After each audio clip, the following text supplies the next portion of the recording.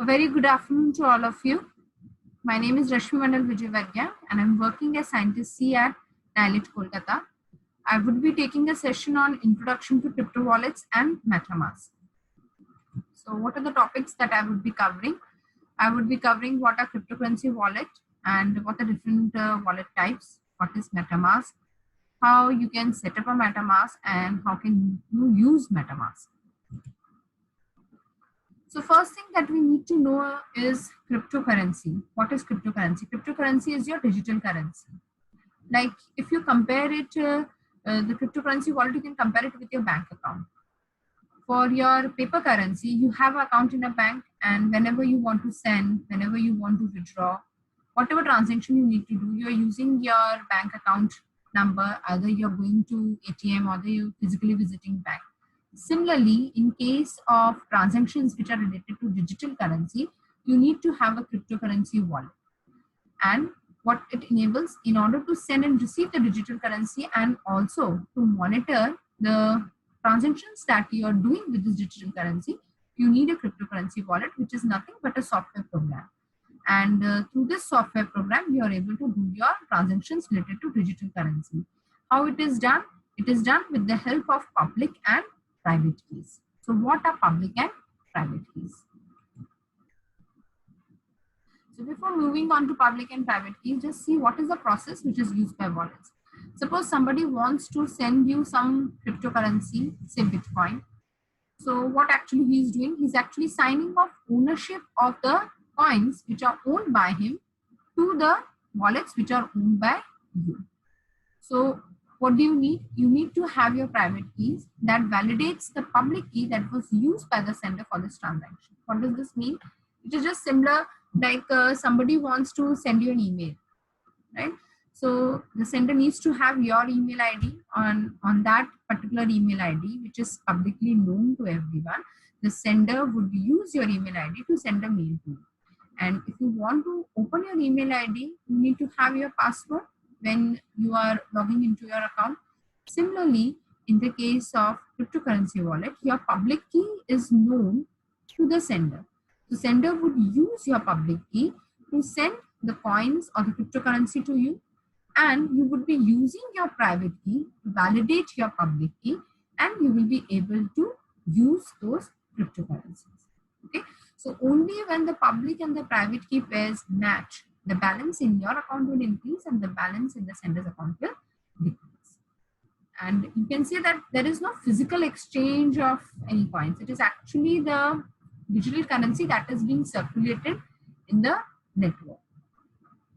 So this transaction is signified by a transaction record. Once your transaction is successful and it is validated by the miners, then a block is added to the blockchain. This is the entire story of your transaction.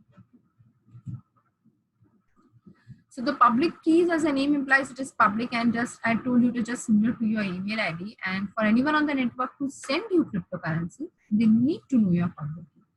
Similarly, for private keys, they are private to the wallet, and you should be very careful in handling your private keys. You should keep them secure, because in case of cryptocurrency, your private key is the key to your cryptocurrency. If you lose your private key, then anybody can log into your account, can use your private key, and they can withdraw, they can take away all your digital currency, right? So you need to prove ownership to your wallet, and yes, your cryptocurrency is through private keys. Now, there are different types of cryptocurrency wallets available. They are classified as software, hardware, and paper wallets. So let's see them one by one. What are software wallets? Software wallets can be classified into online wallets, desktop wallets, and mobile wallets. So what are online wallets? They can be used on lots of different devices, but yes, they have the risk of being hacked. Why they have the risk of being hacked? Because they run on the cloud and they're accessible from any computing device in any location. That is, they are providing you the convenience to access from anywhere, and your private key is actually stored online. That is the reason. If the hacker is able to get control of your private key, then your account can go into the hand of malicious users. So you have to be very, very careful in handling your online wallet. They are also known as hot storage. Next is your desktop wallet. As the name implies, you can install them directly onto your computer. They are much safer than web wallets. Why? Because you are installing them on your desktop. They are not always online, and your private key and public key is also installed into the wallet that you have installed on the desktop. So whenever you need to do the transaction, only then you are activating it. So in that sense, it is secure. But if somebody hacks your desktop, then in that case, it is also not secure. Next is your mobile wallets, which run on an app on your phone. And they're useful because they can be used anywhere, even in the retail shops, because you're always carrying your mobile. So you can do all the payments, all the transactions on the go with your mobile wallets. Hardware wallets and paper wallets, they come in the category of cold storage. Why? Because hardware wallets, they differ from software wallets because they store a user's private key on a hardware device like a USB. And you insert a USB device into a system which has got internet facility so that you can do the transactions online. They can be compatible with several web interfaces and they can support also different currencies. It just depends on which one you decide to use. What's more, making the transaction so easy. Next is your paper wallet. They are easy to use and provide a very high level of security. While the term paper wallet can simply refer to a physical copy or printout of your public and private keys, it can also refer to a piece of software that is used to securely generate these pair of private and public keys, which are then printed. And using a paper wallet is relatively straightforward. Suppose you want to transfer Bitcoin or any other currency to your paper wallet, is accomplished by transfer of funds from your software wallet to the public address which is shown on your paper wallet. So everything is there on your paper wallet, but if you lose it, then you lose the access to your accounts. You can say that in a way, hardware wallet and paper wallet or desktop wallet, they are much safe as compared to your mobile wallet or online wallet. So you need to be very, very cautious when you're using your online wallet, and it's advisable that you back up your wallet. So store only small amount of currency for everyday use online on your computer or mobile, keeping the vast majority of your funds at high security in a high security environment. Cold or offline storage options for backup like Ledger Nano or paper or USB could also be used to protect against the computer failures and recover your wallet should it be lost or stolen. Next is that you should update your software regularly and you should add extra layers of security. That is, you set up long, complex passwords so that you ensure that any withdrawal of funds requires a password is a start. And then you can give two-factor authentication also. Right now, banks are also doing the same thing, right? So our next thing is which we need to know is about Ethereum. Right? So the founder of Ethereum was Vitalik Buterin, and as you can see, he's very, very young, and he was co-founder of Ethereum and co-founder of Bitcoin Magazine also. Because if you see Bitcoin, which is also a blockchain application, it involves only financial transaction. But Ethereum provides much more facility because it provides you with the ability to build decentralized applications. These decentralized applications can be used in a number of ways. Could be used in supply chain management, where you can track the products and you can store the information on a blockchain. Then Hyperledger is one such example of your decentralized applications. So Ethereum is much more, you can say, capable of performing the blockchain applications rather than only doing the financial transaction, right? And the fuel for Ethereum is Ether. Like Bitcoin is a cryptocurrency, the cryptocurrency for Ethereum is Ether. So what is Ethereum? It is a decentralized platform that runs smart contracts. So smart contracts are what? They're applications that run exactly as they are programmed without any possibility of downtime, censorship, fraud, or third-party interference. And it was launched in 2015. So you can imagine it is not very old. It is very, very new, and there are lot of changes that is going on, lot of work, lot of research is going on for these applications. These are very, very new today. It is open source, it is blockchain based, and it is supporting decentralized software platform, right? So the main thing that Ethereum provides is smart contract. Whatever transaction it is doing through these smart contracts, and we shall see in detail what smart contracts are. And in the next session, I would also show you some small smart contracts that actually is written in Solidity for Ethereum, and how you can compile them, how you can deploy them, how you can use them, how do they work, and how do they run. Next, we go on to what is MetaMask. This is my main focus of teaching today. So MetaMask is a cryptocurrency web wallet, and it can be used on Chrome, Firefox, or Brave. And it is also a browser extension, and it works like a bridge between your normal browser and the Ethereum blockchain. So let's go on to install the MetaMask. Let's see first that how you can install MetaMask. Okay. So now I'm over here. I'm in the browser, and I'm going to download MetaMask. Right, I've typed MetaMask, and I'm going to click over here. Right, I will be typing MetaMask. When I type MetaMask, the first option that will appear is MetaMask. Click on this. Okay, then I'll click on download. So you can see there are 3 options that are coming: Chrome, iOS, and Android. So since I have Windows application, so I'm using Chrome for download. So I click over here, install MetaMask for Chrome. It will take a while. Okay, I'll then click on add to Chrome and click on add extension.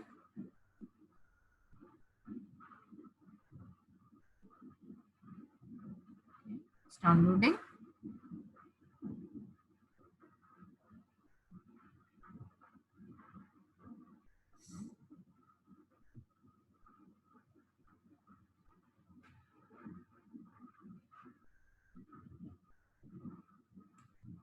It's taking a little bit more time. Okay.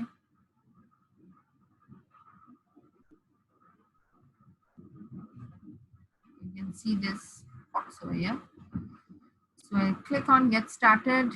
So there are 2 options available now. If I already have my wallet which I had created earlier, and then I'm doing it on some other system, I can import the seed phrase, or otherwise I can go on to create a new wallet. So I create a new wallet. I click on agree. Here I provide the password.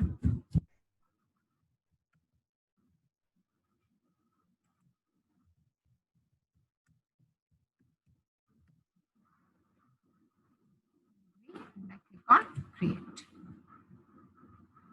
So I click on the seed password. This is very, very important actually. So I save it somewhere, copied it, and I pasted it in my notepad, and then I click on next. So it will ask me to confirm the seed password. So I had already saved it in my notepad, so I'll confirm it. Brass Dignity Thank Zone. So Brass Dignity Thank Zone.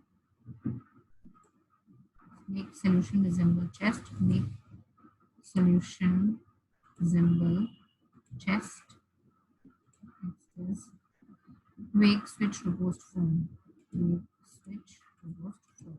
Once I confirm it, my wallet will be created. Just see it is showing me congratulations, all done. And here my wallet is created.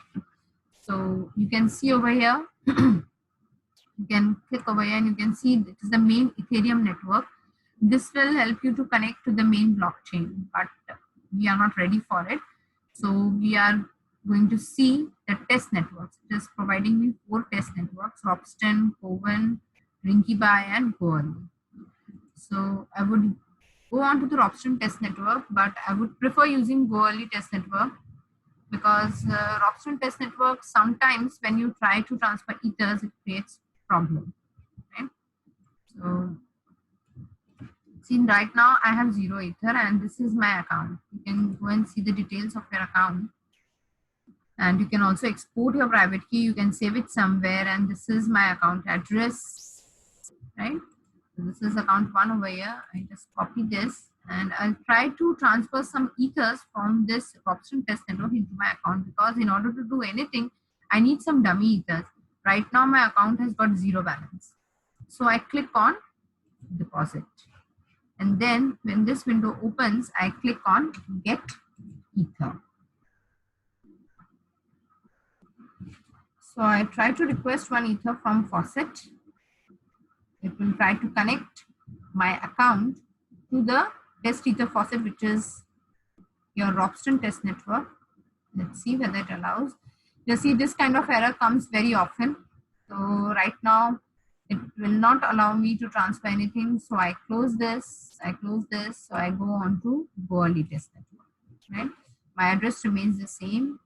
Now I try to deposit some ether from Goali test network. So I had already copied my address. I paste my account 1 address over here. And I click on I'm not a robot and I request 0.05 Go ether.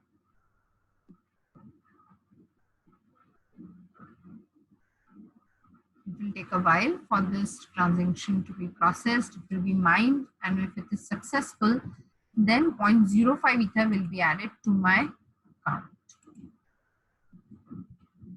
Okay.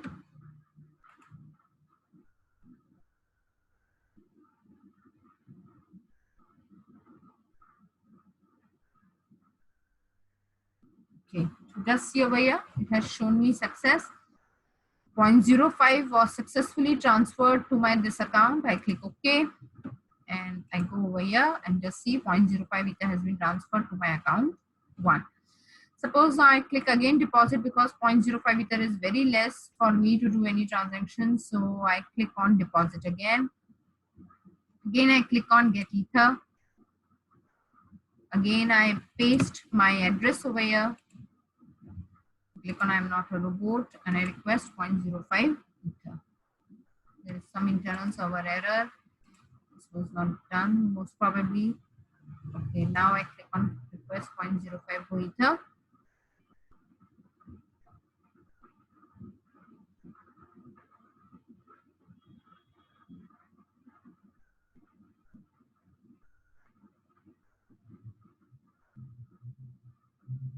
Give it a while. We transfer.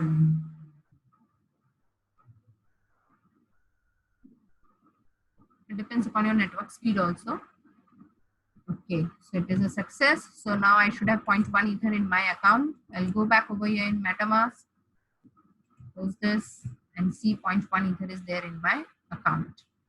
So in this demonstration, we have seen how we can install MetaMask, how I can use one of the test networks to transfer ether into my account. These are all dummy accounts, these are all dummy ethers, but these will be very helpful in order to run our applications, test our applications in our local network before going on to the main public blockchain. Now suppose the second thing that I want to do is I create one more account over here. I want to create in Goali test network. I want to create one. Right now I have only one account. Okay. So what I have done, see the ball symbol over here. I've just clicked on this and I click on create account. So account 2 will be created.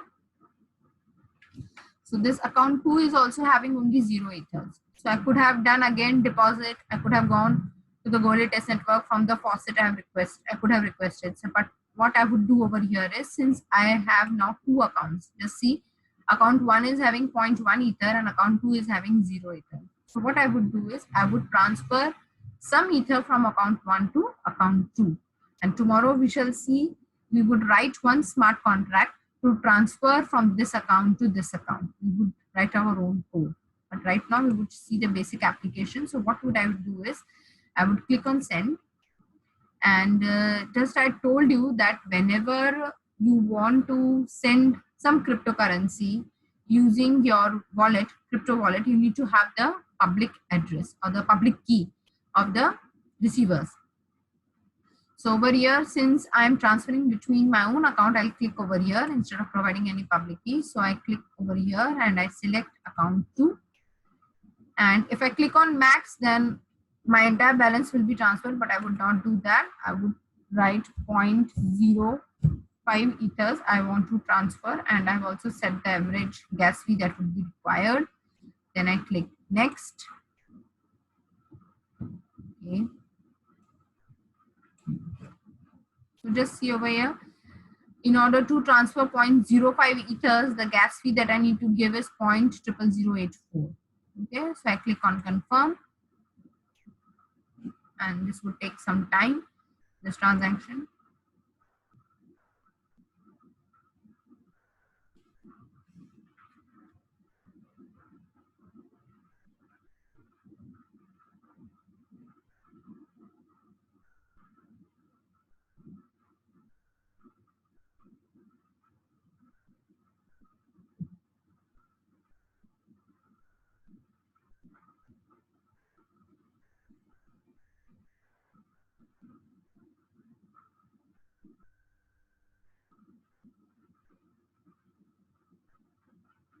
It is taking more time as expected.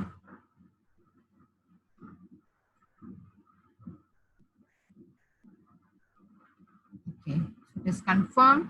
So you can see that instead of 0.05, something more has been deducted by, because 0.05 has been transmitted to account 2, and the gas fee for transmission for this transaction, the gas fee has also been deducted from the sender's account, right? So let's go and see from over here. It is 0.0492, and let's check account 2. So you can see account 2 now has 0.05, right?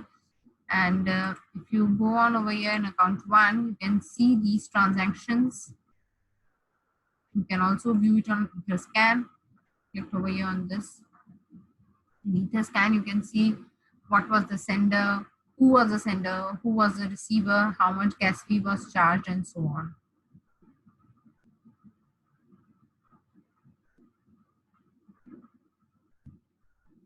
I can see it on etherscan.io.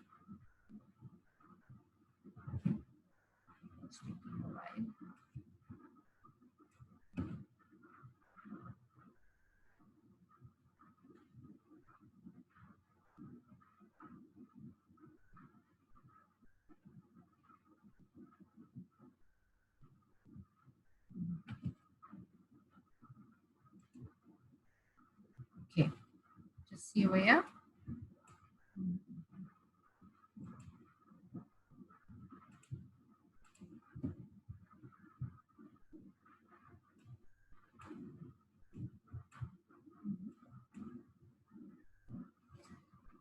Okay.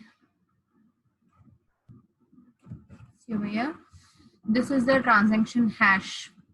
Okay, this thing you have been told about in your blockchain session. That is the entire transaction that happens. The hash of the transaction is added to the block header, right?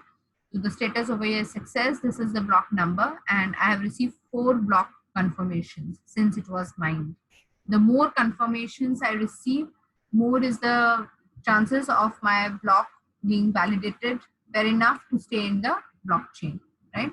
And this is the address of my account 1, from which I had transferred 0.05 ether, and this is the address of the account 2, to which I have transferred 0.05 ether, and this is the transaction, right? So here there are some more things that you can see. What was the gas limit, what was the gas used by the transaction, and what is the gas price, and so on. I would tell about all these things in the lecture when I would be taking smart contract. Okay, so I hope you have understood how MetaMask can be installed, what are the accounts in MetaMask, how we can receive dummy ether from the test networks which are already there in the MetaMask, right? And how you can use these test networks for transferring ether, and then from one account to the another account, how you can transfer the test ethers.